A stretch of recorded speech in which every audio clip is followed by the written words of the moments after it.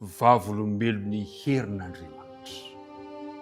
VAVOLOMBELON'NY HERIN'ANDRIAMANITRA. Izay no lohahevitra tiniantsika amin'izao maraina izao manasa anao indray anaraka izany hatramin'ny farany amin'ity androany ity.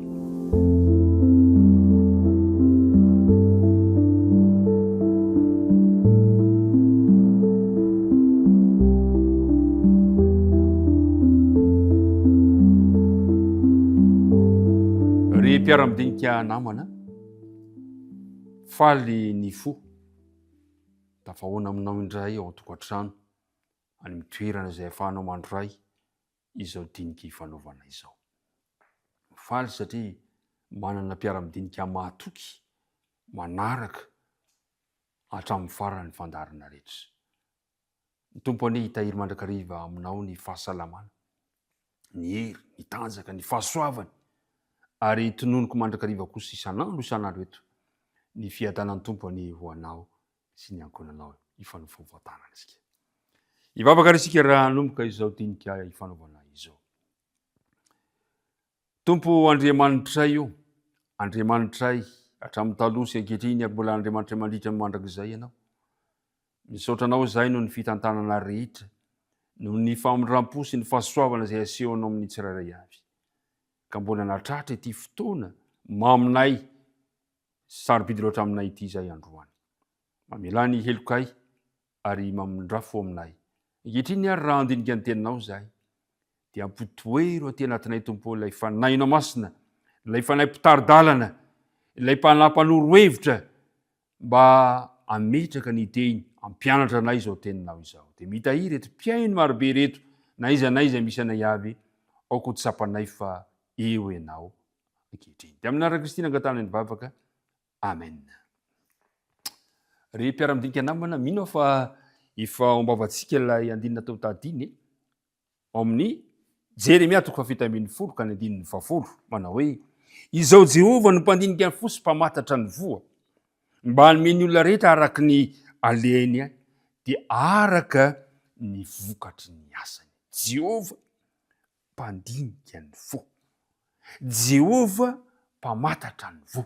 Hitantsika tsara zany tamin'ity herinandro ity ny tantaran'ny nihankana, fa na dia manafina azy, na dia manafina aza hiakana, Andriamanitra ny mpandinika ny vo, mpandinika ny vo, fantatr'Andriamanitra ny toe-javatra rehetra. Ny lesona tamin'ny lasa, tamin'ny lesika tamin'ny lasa dia milaza fa nomen'Andriamanitra tombontsoa fantatra azy sy hiala amin'ny ratsy fanaony ny tsirairay avy ny firenena jentilisa. Nandà Azy anifa izy ireo ary dia niharan'ny fitsaran'Andriamanitra no ny farany. Nandà izy ireo, nomen'Andriamanitra tombontsoa mba halala saingy izao. Nandà azy izy.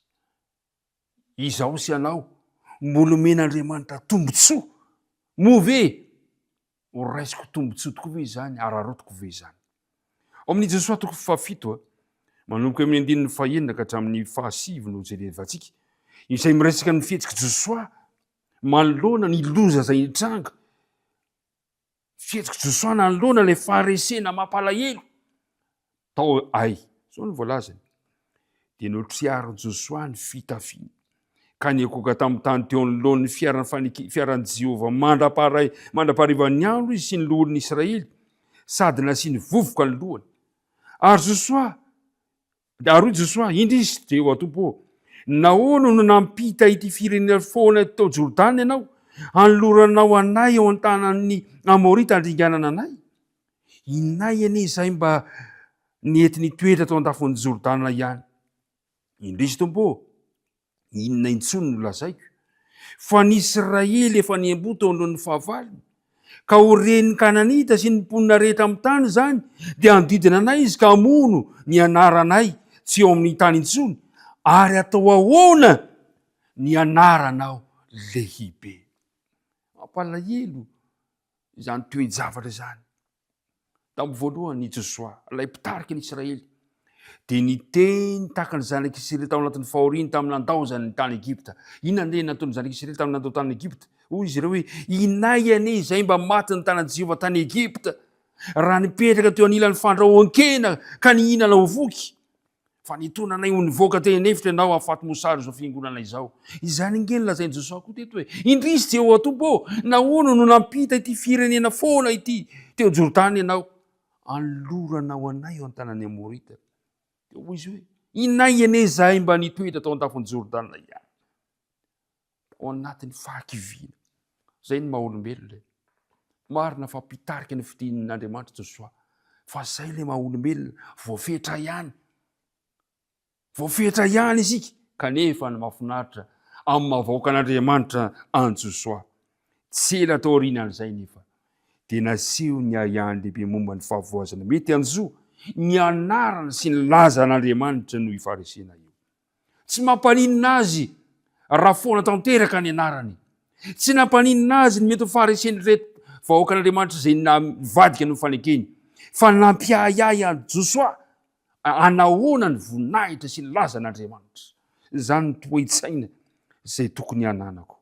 Zany ny toe-tsaina izay tokony hanananao ka tonga anao hitandrina amin'izay fihetsika rehetrarehetra ataonao eo amin'ny fiainana. Ozy hoe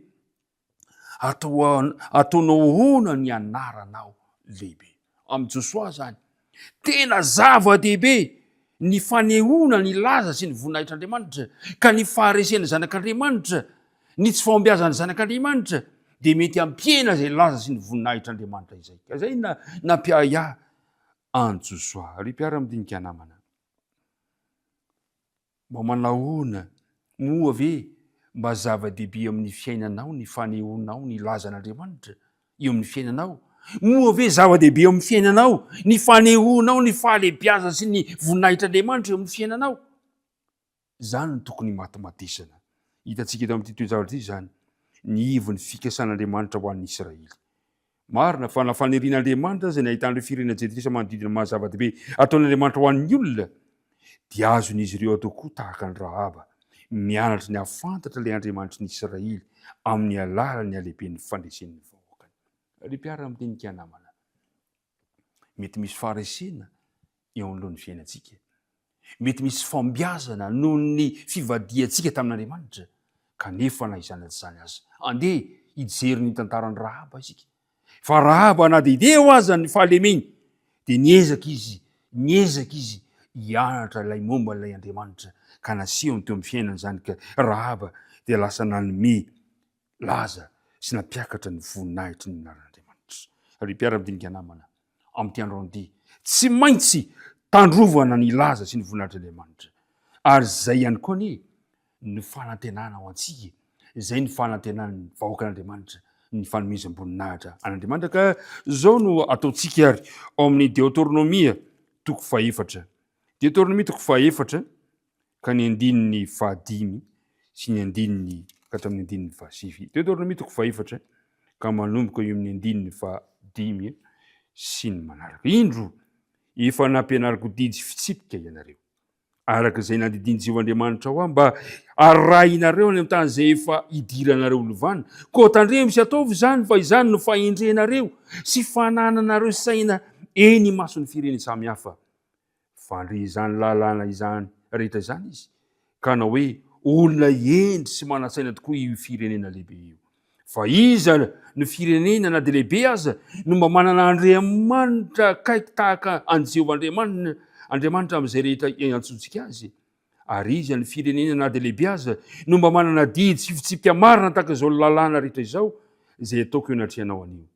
Kanefa kosa mitandrema ianao ka tandremo tsara ny fanyanao, fandrao adininao ny zavatra izay efa hita ny masonao ary andrao miala amin'ny fonao zany amin'ny andro ienanao fa ampafantaro zanakao sy ny zafinao izany. Zany no adidy miandratsika androany, ampafantatra, hitandrona ilay faneken'i Jehova ka anome laza, ampiakatra ny laza, ampiakatra ny voninahitr'Andriamanitra eo amin'ny fiainantsika. Tsy isika nomeny voninahitra fa ilay Andriamanitra kosa nomeny voninahitra. Ka ianao any androany ny faniriko tenao, ianao ilay vavolombelon'ny herin'Andriamanitra amin'ity tontolo andro ity. Aroko zany ampahery anao satria ianao no vavolombelon'ny herin'Andriamanitra amin'izay manodidina anao amin'ity andro ity. Ny tompony hombanao indray hivavaka isika tompoko. Raha io indre zany hafalinay fa na dia mpanota azy izahay dia mbola tianao amin'ny alalanay